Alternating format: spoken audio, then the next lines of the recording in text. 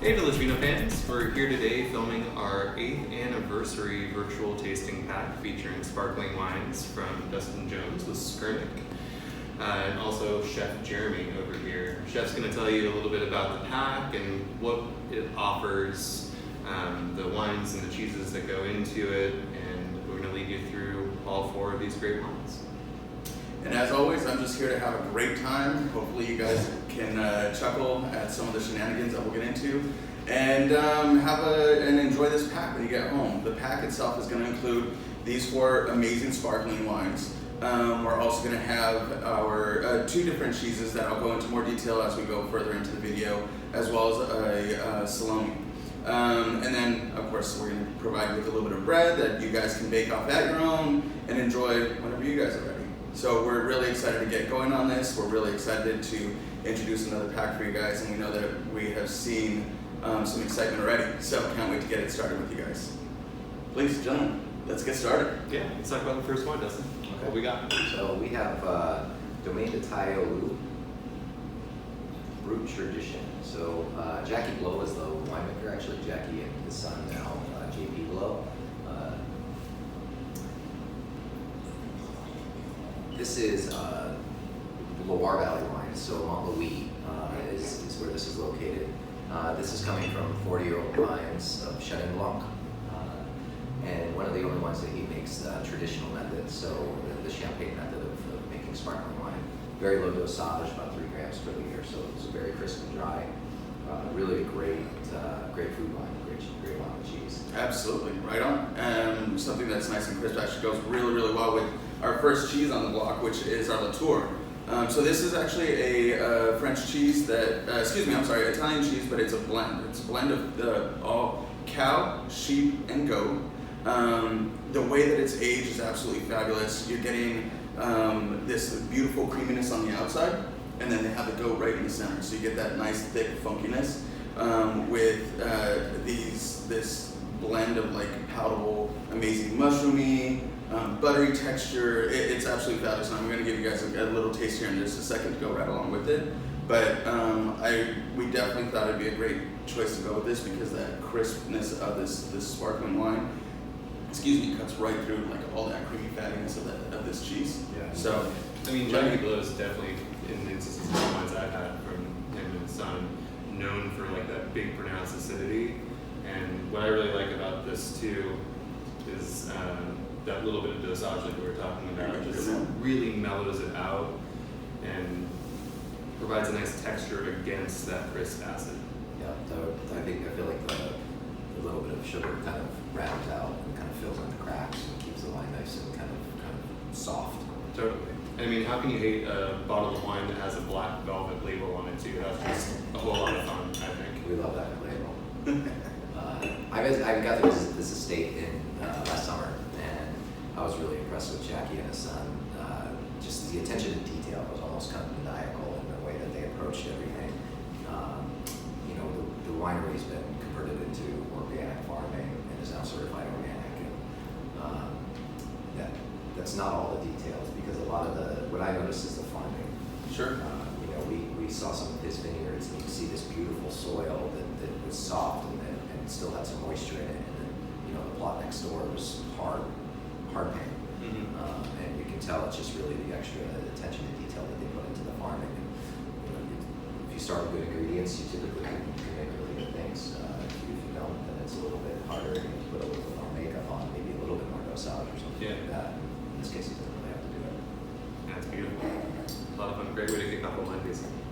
So the Latour is this soft ripened cheese, and as you can see actually in here you get this wrinkly rind on there, which will carry like this almost hay colored tint to it. And as soon as it comes out of the fridge, it's like trying to run off your plate because it's just got all that beautiful creaminess to it, and with that goat cheese right in the center just holding it together. It's actually one of my absolute favorites. We've carried it here in the store more than a couple of times, and every time it comes in, it's one of those cheeses that flies off the shelf because people are like, well, I don't like goat, but I do like sheep, or I do like cow. You get that blend, and suddenly people are introduced to something that they didn't experience before. And like I mentioned before, something that has this creamy, this fattiness to it, and then you get the acidity and the crispness of this wine just cuts right through and makes it all a lovely, beautiful pairing. I think it really brings out some of the varietal characteristics of Chenin Blanc, like a little bit more of that nuttiness and that Bruised apple and wool and lanolin kind of thing. And works nicely with the funk of the cheese, because it is soft ripened, like you were saying. It definitely has this mushroomy kind of quality, tastes earthy. Yes, absolutely. I agree. And the ripeness plays really nicely off of the that kind of nutty rind. Mm-hmm. Shoot, my mouth's still full, but and again, one of the reasons why this is my absolute favorite, because you can use it to, there's that salinity that I think is more approachable when it comes to cheeses. So, you know, when people first smell it, they're like, well, this is a little bit funkier than what I'm used to. And then they taste it, they taste that mushroomy salinity to it, that earthiness, and again, pairing it with this wine makes it even more approachable and something that's gonna, you know, blow people away. Yeah, and I think it's even good for people that say, like, I don't like goat cheese or I don't like sheep's milk cheese, because this is not typically what you'd expect from a goat or sheep's milk cheese. It really Exactly. does combine and balance out those three types of milk in a very harmonious way. Absolutely. It's got almost a burrata-like Texture, yeah. texture and Yeah. quality to it. So the next wine, we have Victorine de Chastonnay, the Cremant de Bourgogne. So not all Cremant de Bourgogne is created equal. Some of it comes from the Macronais, some of it comes from Beaujolais, kind of all over the Burgundy region. This is coming from all Côte Nuit Village fruit. So there is, this is about 75% Pinot Noir, 10% Gamay, 10% Aligoté, and 5% Chardonnay. This wine sees like 20 months on the lees. So traditional method, fermented kind of just like the first wine we discussed, the champagne method, if you will. There's a fairly low dosage here, probably about 6 grams or so. And I think that this is, I always feel like the Pinot Noir gives kind of that mushroomy, kind of herbaceous quality Sure, to absolutely, sparkling wine, particularly in like champagne or in Cremant. And I feel like this gives you a nice kind of round kind of softness, but you do get that extra layer of just kind of an earthiness that I think will work really well with the next cheese. Well, and adding a savory note that, like, again, this is just a misconception that I know I've come across learning with these guys and tasting more wines, yourself in particular too, is, you know, you look at something like this and you expect it to be lean, sharp, you know, acidic, and to have that extra layer, that savory note, is something that's really fun to come across and really a good reason to be able to enjoy like these types of things, these types of tasting bundles, because you're experiencing stuff that you might not normally get to experience, you know. So that makes it really, really fun when they're throwing in a little bit of extra wine to be able to give these wines a little bit more character. And these are relatively old vines, so about 40 years on average. So those old vines are going to give you a little bit more complexity, a little bit more depth of fruit, a little bit more kind of interesting qualities, interesting notes, a little more subtlety. And I think this comes off really nice. It's very drinkable, very Definitely kind of, is. you could do this for a Sunday brunch. You could also do this for a little picnic in the park, or just while you're cooking. You splash a little bit of it into your food too, whatever. Yeah, absolutely. I mean, it's a lot of wine for the price and the pedigree of those vineyards too. I mean, it's a killer Cremant de Bourgogne, and it easily could be twice the price for the quality it is. Great. Right, and to the point that Dustin was making a moment ago, this is a fantastic wine to go along with this cheese. It's our Brevieuse d'Argental. So, and my pronunciation, I'm not going to lie, is absolutely horrible. So if you want, by all means, Google the pronunciation. You can laugh at this later. The pronunciation is Village d'Argental. Yeah. By the way. Absolutely fabulous. See, not coming out of me. Anyhow, so My college French courses having led me into a lucrative career in wine. that's right. If you want me to pronounce it in Spanish, I can do that, but it's Thank not you going to be for the right my pronunciation. Anyhow, it's absolutely fabulous though, because it is 100% sheep. It's got this amazing, beautiful orange rind on it that naturally comes about during the aging process. And if it's allowed to warm up just a tiny bit, this just came out of the fridge, but if it's allowed to warm up just a tiny bit, you'll see that it'll do just like our Latour, where it's trying to run off the plate, which makes it absolutely fabulous as well. It comes from I mentioned this earlier and I forgot off the top of my head, but it's the Basque region? Yes, yeah, I believe so. And again, great, fabulous cheese that is going to be earthy, a little bit mushroomy, lots of savory notes to it. That it was going to pair absolutely fabulously with this wine because of that Pinot that's in there. That's going to complement it exquisitely. I feel like the little bit of extra dosage here versus the other really carries through and kind of gives you that little tanginess that you get from the sheep smoke. Kind of works really nicely with a little bit of extra dosage in this instance. For sure. So this cheese I noticed has like a really nice orange rind to it. Is there anything that you can talk about regarding that process of the cheese? Yeah, so the orange rind is actually a completely natural process. It's all part of the growth of this cheese, and it obviously, as you can tell, we're already tasting it. It's completely edible and provides a great texture to this wine as well because you're getting that real firm bite that moves into that creamy meltiness that the cheese itself provides. So as just part of the entire aging process of this cheese, that rind it naturally grows through the mold that's added to it, and it's fabulous.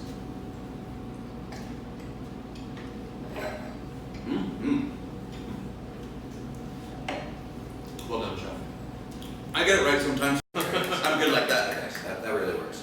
Yeah. It does. It's fabulous, right? So next on the list of yummy goodness is our Angel's Wild Boar Salumi. One of the local companies that I absolutely adore, small production, and it's something that, as those of you who have been following on our YouTube videos and who come here regularly already know, we love supporting small production, whether it's local or international, whether it's vineyards, food, things of that nature. All of my produce comes as much locally as possible. I know that the wines that we provide as well come from small production and as local and international as we can allow. So it's absolutely fabulous. This one in particular is one of my personal favorites because I do like a wild gamey meat. This is our, like I mentioned a second ago, a wild boar that the chef prepares in wines. So he ages it in a little bit of wine, ages with some herbs and some peppercorns, and it absolutely is fabulous. It's nothing that's too fatty. You get all this wonderful savory herbaceousness, as you can probably attest to at this point. And it's definitely something that you don't see on a regular basis when it comes to salumis. It's not something that you would normally see. I mean, you get so used to things like Finocchiona, to prosciuttos, pancettas, things of that nature. Like, you kind of get used to seeing those things. And one thing that I have come to love and adore here is being able to use this wide variety of meats, whether it's the wild duck, we've had venison and elk before. It's really, really fun and really cool. And part of the reason why we selected this to pair with these last two glasses of wine is it's something that's going to provide this wild variety, this savory note that's going to pair absolutely fabulously with the two last wines that you're going to give us. And it does pair with each of these wines in a dramatically different way because each of these wines is so very different from one another. But I'll let Dustin talk about all that. So the third wine we'll discuss is Domaine Relais. So this is from just east of Burgundy in the Jura. This is what they call a Cremant de Jura, so Cremant from the region. A really interesting varietal makeup here. You have about 60% Pinot Noir or so, and then some indigenous varietals to that region, Savagnin and Pulsar, with a little bit of Pinot Noir. So this wine, which is really interesting, that it's grown on clay and marl. So the marl tends to be a little bit sandier of a soil. So the acidity is not quite what you're going to see in like a limestone that you're going to find in Loire. This is a little bit softer, a little bit rounder, and a lot of that has to do with just the extra power that you get from the sandier clay marl soils. This wine is 20 months on the lees. It's coming from about 20-year-old vines. This family's been making wine since 1942. Wow. So there's a fair bit of history here, and I think that there's a different quality than these two have. That there's a roundness to this, and I think that with that kind of gaminess, a little bit of that spiciness, almost there's a little chili or something in that. Yeah. That comes from those peppercorns, man. Like because it's whole peppercorns that's thrown into this mix. And in most cases, actually, the chef likes to use a Berkshire pork to add the fattiness to this. With this particular one, it's just 100% of that wild pig, and that's where that fattiness comes from. So you're getting this semi-lean pork, which obviously you don't come across very often, and then those wild pepper or those fresh peppercorns in there adds that spice. I think the roundness of this really kind of softens the all that you have going on. And one thing that when Jeremy and I first tasted this wine, when you dropped off a sample for us, that we were really struck with and why we wanted to pair it with this particular cut of salumi in the first place was that smoky, almost like bacony note on the nose.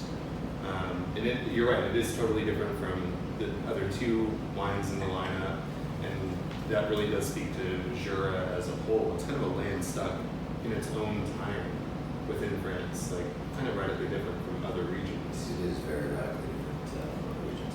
Absolutely. Well, and Rob just reminded me again of like that almost a epitome moment that I had tasting this wine the first time, of like smelling it and immediately flashing back to like in the beginning of my culinary career and getting to the kitchen at like 4 o'clock in the morning to make bacon for everybody, and having those pieces that were at the end of the tray that end up overcooking every single time, and you get that like crispy bacon fat smell, that aroma on the nose right away. It's so wildly different from the other wines that it's kind of a nice little transition to the rosé, which the rosé I think would pair again really well with it, but in a very different way. I think with the rosé you have this kind of softness, and we'll talk about that next. Yeah, absolutely. Actually, let's get right into it. So this next wine is Conquilla. This is a cava, so from the Penedès region of Spain. This is 100% Pinot Noir, and this is from an estate that grows all their own fruit, so it's 100% estate model, and provides a tremendous value. 14 months on the lees, and that's more than a lot of cava. Cava typically tends to be a pretty great value wine, and the quality and the care that it takes to make it is often much more difficult than the price reflects. This, again, being 100% Pinot Noir, we talked about a little bit of that mushroominess, right. But there's a prettiness and a softness and kind of a fruity character to this that I think with the peppercorns, a little spice, are going to work really nicely. Totally. I mean, right off the bat, this seems like the ideal kind of brunch bubbly rosé to me. It's like juicy, tons of berries, strawberry, raspberry, a little bit of herbaceousness. Like I think you're saying will pair nicely with that lore. Yeah, and I can agree with you more. It's perfect for brunch, man. There's kind of a watermelon. Watermelon Jolly Rancher cotton candy kind of note to it. That's I say that in the nicest way. But there's a kind of a brightness to the fruit. A candy quality. Exactly, and all without being sweet whatsoever. Right. Exactly. The dosage is actually fairly low. I think it's probably 6 or 7 grams. So cool. Oh, that's fantastic. So it doesn't have a lot of sugar. It just but the fruit, the actual fruit, it has some nice kind of sweetness to it. And gives you that opportunity to really enjoy the wine for like all the complexities that it has without being, overbearing or anything of that nature. I mean, it's an ideal wine to also end a tasting lineup with too. No doubt.